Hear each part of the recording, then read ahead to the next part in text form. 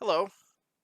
Um, I'm Cassie Mulholland, and this is a video series for green, black, Noose or Winding Constrictor aggro. Almost said Noose Constrictor. That card's not nearly as good.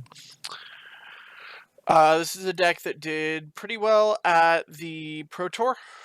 If you look at the 8-2 or better deck lists, you'll see kind of two iterations of the more energy focused theme on this sort of deck. The other big build is the Delirium theme with Grimflayer and Mindrak Demon and Traverse the Elven Wald and like Ishkana out of the sideboard. And I think that build is good too. But the only decks that went 8-2 or better in standard at the Pro Tour that were green black are the energy build. And one build, I don't remember the name, had it was pretty standard except for no Greenbelt Rampagers. And then the build I'm running, which is Ken Yuki Hero's main deck, is the Greenbelt Rampager version, which I like quite a bit. I've played in a few leagues with it, and it's pretty great. And then I made a couple adjustments to the sideboard, but I'm running most of the same cards in the board. Actually, I've been meaning to make a swap here. This is probably not the best. I think I want another grasp in its place. Alright. Anyway, that's that. So, the deck is pretty much built around Winding Constrictor. It looks a lot like a Kaladesh block constructed deck. The only cards in the main deck that are not from Kaladesh block are the Hissing Quagmires and the Grasps of Darkness. Everything else is from Kaladesh block, which is kind of funny. But there are a bunch of sideboard options that aren't. So anyway, I'm not super concerned about that. It's just like an amusing anecdote.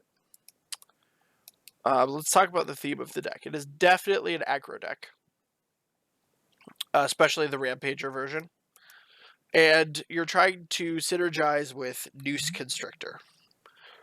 A Noose Constrictor is a 2/3 for 2, so that's a fine rate, but not tremendously impressive. Especially with things like Sylvan Advocate in the format, which is a 2/3 Vigilance for 2 that also scales. But the Winding Constrictor has two abilities. The first one is if one or more counters would be placed on an artifact or creature you control, that many +1 of each of those kinds of counters are placed on that permanent instead. And what that means practically is that whenever your creature would get any number of +1/+1 counters, it gets 1 extra. So, for example, if I use Verdurous Gearhulk, if I play Verdurous Gearhulk on an empty board and put all of the counters on it, or not an empty board, but if I play it with Winding Constrictor out and I just target the Gearhulk for all 4, it'll actually get 5 counters because of Constrictor's replacement effect. And so that's curving Winding Constrictor into Rishkar is a great and pretty significant interaction in the deck. But I'll talk about that later when I get to Rishkar. Winding Constrictor's second ability is if you would get 1 or more counters, you get that many +1 of each of those kinds of counters instead. And that's not that is a deceptively potent ability in this deck because we care a reasonable amount about energy. We have Attune, Greenbelt Rampager, Glint Sleeve Siphoner, Long Tusk Cub, Ether Sphere Harvester, and those are all cards that deal with energy, as well as Ether Hub. So like if you have a Winding Constrictor out and you play Ether Hub, you get 2 energy instead of 1, which can be very relevant at times. In the most recent league I played, in like the last game of the last match, it was pretty climactic. I was playing against like a green-red energy deck, and we both flooded the board a bit. But the way that I was able to win was by creating a lethal attacker with Long Tusk Cub, Greenbelt Rampager, and Winding Constrictor. And what this does is, with these 3 cards, let me show you. So Log Test Cub just effectively lets you pay 2 energy to put a +1/+1 counter on it, right? So it scales with the amount of energy you have. Whatever, it's a pretty solid card. But if you're at 1 or 0 energy with Greenbelt Rampager and Long Test Cub, there's a neat trick. Greenbelt Rampager says when it enters the battlefield, pay 2 energy, and it stays on the battlefield. If you can't pay 2, it comes back to your hand, and you get an energy. So what happens with Long Test Cub is that for every 2 green mana you have, like you just play Greenbelt Rampager twice, and you end up with Rampager in your hand and 2 energy. Then you spend the 2 energy on Long Test Cub to give it a counter, emptying your energy pool, and then you can play Rampager 2 more times, give Long Test Cub another counter. So it's pretty slow, but sometimes it'll come up. What really gets out of hand is when you combo it with Winding Constrictor. So with Winding Constrictor, every single green mana with Greenbelt Rampager gives you 2 energy, and then Long Test Cub can spend that 2 energy to give itself 2 counters. So every single green mana you spend, Long Test Cub gets 2 +1/+1 counters, and that gets out of control extremely quickly. And it's a very powerful interaction if you can get all of them on the board in like a board stall. So that pretty effectively won me that game. Maybe we'll get this interaction today. Maybe not. I don't know. But it's a pretty sweet thing, and it showcases that Winding Constrictor has applications other than just +1/+1 counters. Also, Winding Constrictor works really well with Glint Sleeve Siphoner, which is the other big energy card in the deck aside from Long Tusk Cub. Siphoner, the really important ability is the third ability. At the beginning of your upkeep, you can pay 2 energy. If you do, you draw a card and lose a life.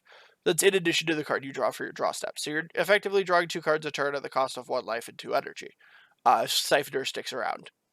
And sometimes that's hard because like you're playing against other Walking Ballista decks or whatever. And you'll notice I sided out reasonably often against those decks. But if it sticks around, it's really potent. And oftentimes going like turn 1 Ether Hub, turn 2 Blooming Marsh, cast this, trigger its second ability whenever it enters the battlefield or attacks, I get an energy. So that's 2 energy right there, 1 from the hub and 1 from it coming into play. So the very next turn, I can pay 2 energy and draw an extra card. That just starts snowballing really quickly. And it does have Menace, so the attack trigger to get an energy happens pretty often, even if the opponent has a blocker on the table. So that lets you leverage the like all parts of the card very well. And if you have like a glut of energy, this'll let you burn through it in a really profitable way over the course of like 2 or 3 turns, and pull you way ahead if your opponent can't remove it. Even 1 trigger before your opponent gets rid of it is really valuable, and 2 triggers or more threatens to run away with the game, even if they can kill it eventually. So that's great. And then in order to but like Siphoner needs a lot of energy to function. It needs 2 a turn. So Winding Constrictor helps with that a lot. And the ways we have to really produce energy, aside from the Siphoner and then connecting with the Cub, which is it happens, but usually you use the Cub to either bait a removal spell or leverage its pump ability in combat. Like on the defensive, or even like if you're connecting with it. If you're connecting with the Cub, you generally have enough energy to pump it anyway, so the trigger doesn't matter a ton, except it does feed the Siphoner and the Harvester sometimes. Anyway, our ways to produce energy are Attune with Ether and Greenbelt Rampager. And Rampager is just great, especially with Attune. But Attune just like lets us play only 21 lands and generates energy and lets us still like play our cards and stuff. So it's quite potent. Just like a solid role player. It fills in a lot of the gaps the deck would otherwise have. And then Greenbelt Rampager I already discussed. It just gives a lot of energy. And then the nice thing about Rampager, one of the really cool things, is that if you have less than 2 energy when you play it, it triggers Revolt, or enables Revolt rather. because it gets returned to the hand, which turns on the 4 or less converted mana cost clause of Fatal Push instead of just 2 or less. But I'll get to the removal spells in a second. Aethersphere Harvester is like the last energy card, and it's pretty sweet. It's pretty sweet. It's a 3/5 flyer, so it doesn't die to a lot of removal spells, and it only has crew 1, so any of our creatures can crew it no matter what, even a Walking Ballista for 1. And it gets lifelink, which could be huge in these races. Or against like the Mardu Vehicles deck, it's just an excellent blocker there. If you can fade like an Unlicensed Disintegration or something. I originally had 2 in the main and 1 in the side, but I haven't been seeing much Mardu Vehicles, so I trimmed the one from the side, as you just saw. And Ken Yuki Hero didn't have one in the side at all. So the three big payoffs for the +1/+1 counter theme with Widening Constrictor are Rishkar, Verdurous Gearhulk, and Walking Ballista. Let's go through them in order. Rishkar is sweet. When it enters the battlefield, you put a +1/+1 counter on each of up to 2 target creatures. It can target itself. So even like a Walking Ballista into a Rishkar gives you a 2/2 Ballista, and the counters matter there, and then a 3/3 Rishkar. So that's pretty solid. And then its second ability is less relevant, but it still comes up relatively often. Is each creature you control with a counter on it has tap, add green to your mana pool. And this has helped me play. I think there was a turn where I played Omnixilus and Verdurous Gearhulk in the same turn. I'm not entirely sure. I might have played just like Rishkar into Verdurous Gearhulk or something, but the mana does come up. The best line with Rishkar is Widening Constrictor on 2 and then Rishkar on 3. It makes your Constrictor a 4/5 that can attack that turn, and Rishkar becomes a 4/4. And then the next turn, you get to untap, play a land, and cast Verdurous Gearhulk if you have one, because of Rishkar's mana ability. Verdurous Gearhulk is a great way to pump your team. With a Widening Constrictor out, you can get up to 8 counters from its trigger if you have 4 different creatures to target. And that's usually the best line, but oftentimes I'll like target a Harvester because it has lifelink with all the counters, especially if I don't have a Constrictor, or I'll target a Walking Ballista with all the counters because that's just gives you a tremendous amount of power and flexibility. But even playing Gearhulk on an empty board, like it can target itself, so it's an 8/8 triple for 5 at the worst. It still gets like Grasp of Darkness in response or Hardest Lightning if the opponent has 1 extra energy, but it's a really great top end. It lets us cement a lot of small leads, like turn a lot of small leads into game-winning advantages, and it lets us break parity a whole lot. So it's a great card. Sometimes I'll side one out if I'm bringing in some 5-drops from the sideboard. Specifically on the draw. It's great on the play, but it's not as good on the draw in like pseudo mirror matches or decks that are faster than us, because we're not as we don't keep creatures on the board as easily. We're like trying to trade things off a lot to stabilize. So the fourth Gearhulk is not as good because we want to see it slightly less often, and we never want to see multiples. But I'll get into a little more about sideboarding after I talk about Walking Ballista, which is really the linchpin of the deck. Like this is the card that makes the deck as competitive as it is. Ballista, kind of a hanger-back walker throwback. It costs XX, enters the battlefield with X +1/+1 counters on it. So you'll get half the counters than the mana you spend. So 2 mana gives you 1 counter, 4 gives you 2, 6 mana gives you 3. The most I've ever cast it for is 3, but one of my opponents, using Rishkar's mana ability to help out, cast it for X = 5. They spent 10 mana on it, and just ended up killing me with the counters a couple turns later. Anyway, its really important ability is the third ability on it, which is remove a +1/+1 counter from it to deal 1 damage to target creature or player.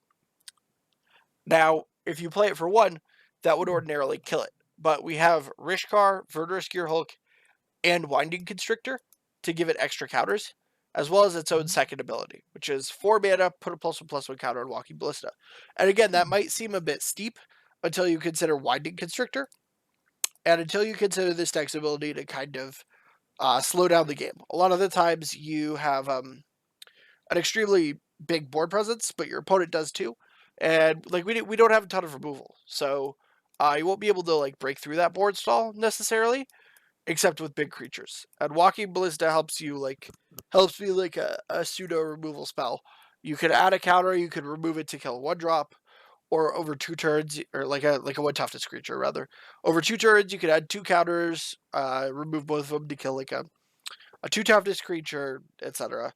And if you have a Winding Constrictor, every activation gives it 2 counters instead of 1, which gets out of hand very quickly.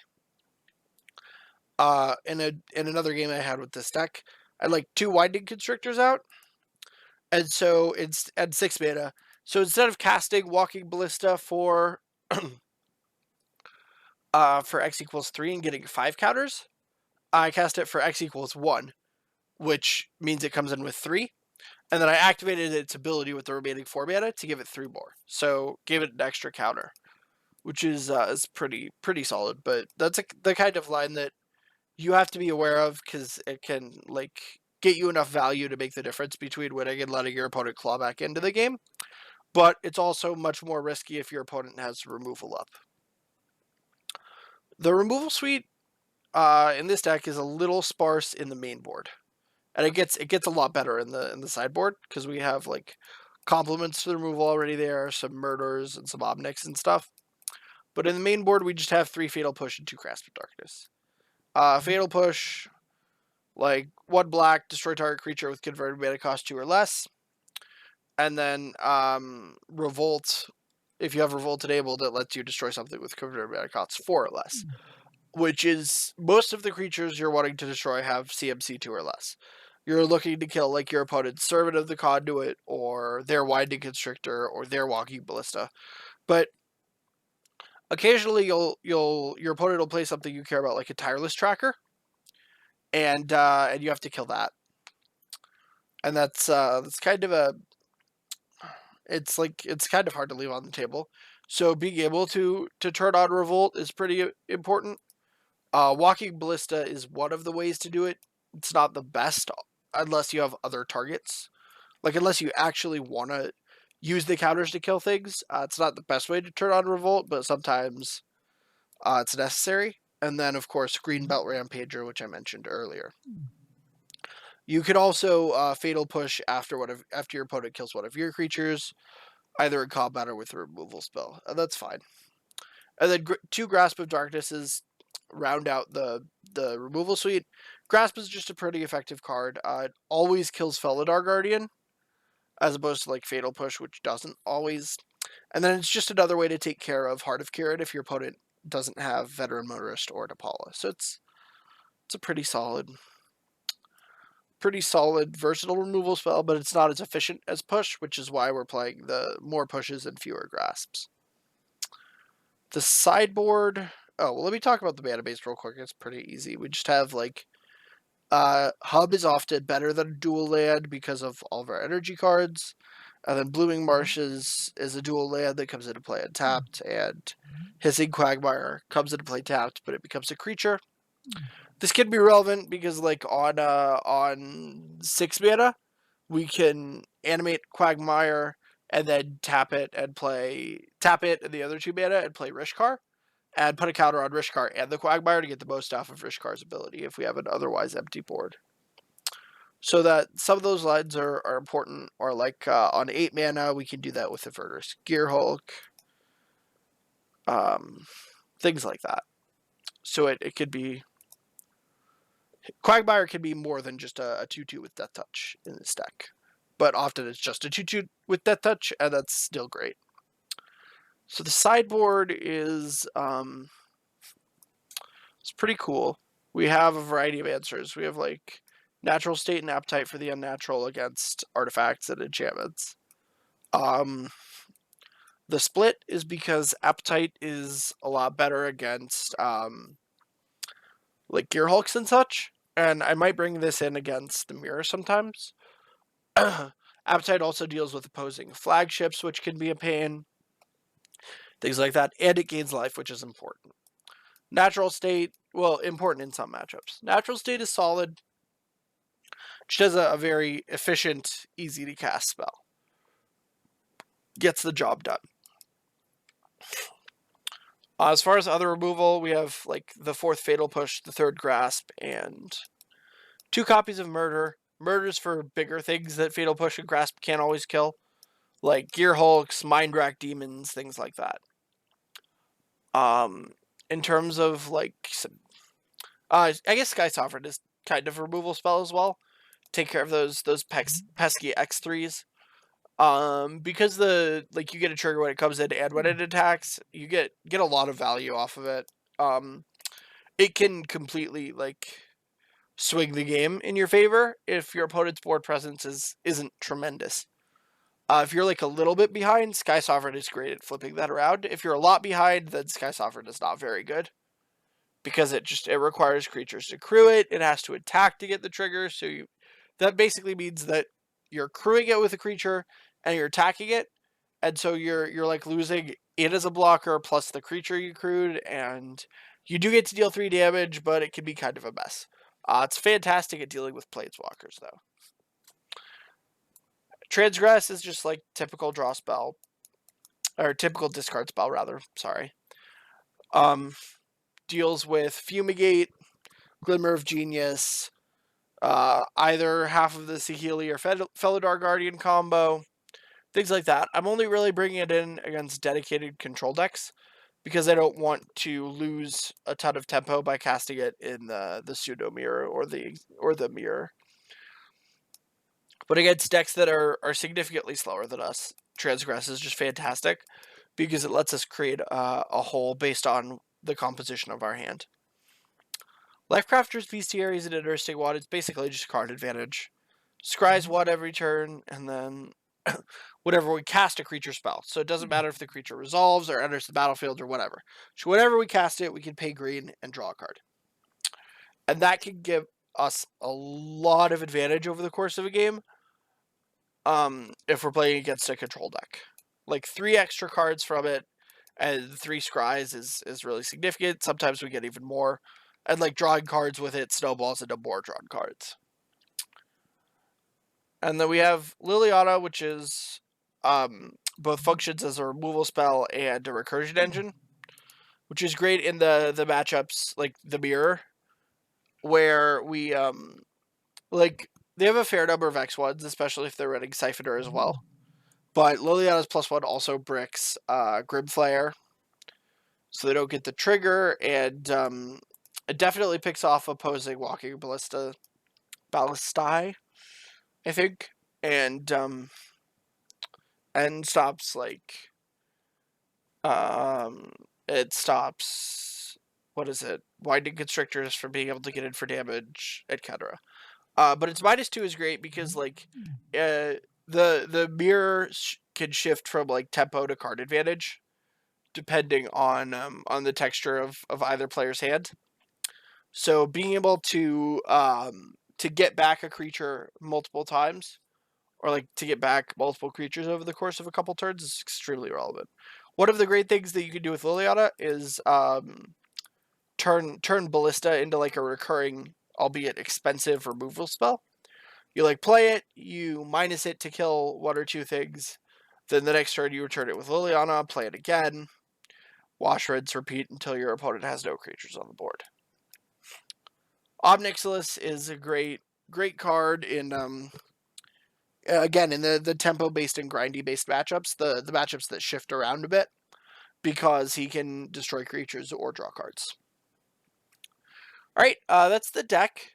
Thanks for tuning in, and I'll jump into a competitive standard league in just a moment, so stay tuned.